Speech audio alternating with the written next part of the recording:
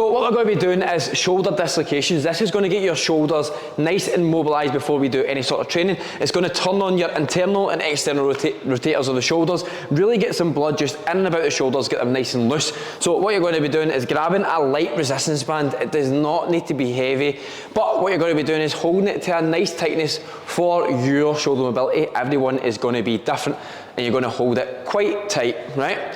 What you're going to do is you're going to bring it down, so you're in internal rotation here. Then you're going to take it all the way over the body while holding the tension and take it as far back as you can into external rotation. And then you're going to nice and controlled and then way back over. Now the whole point of this exercise is nice and controlled. Do it like a donkey. Right? That is not doing anything for your shoulders. It's just making you look like an idiot. Right? Do it like a not donkey. A not donkey? Yeah. Nice. So nice and controlled, nice and controlled. That's it. You can see the tension, the full movement, right? There's tension, there's tension, there's tension, right?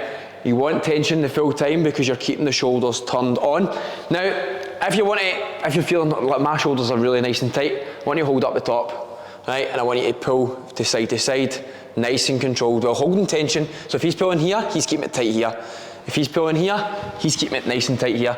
This is just going to get some more blood into the external rotators of the shoulders. It's just going to mean when you're getting under a squat or wherever you're doing, your shoulders are nice and loose, they're not stiff, and they're not going to get injured during your workout. Yeah. Anything else to add?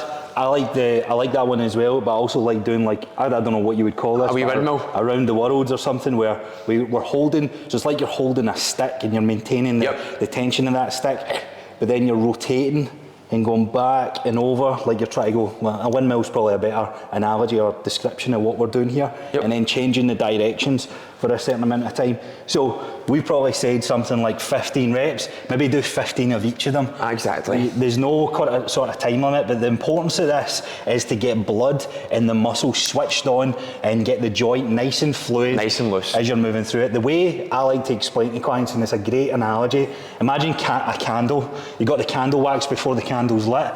That's rock solid, so that's like the fluid that sits in and amongst your joint. As soon as you start moving that, the fluid starts to flow a little bit more. So that's all we're doing here, getting everything warmed up, switched on, and ready for that workout. And that is just simple shoulder dislocations.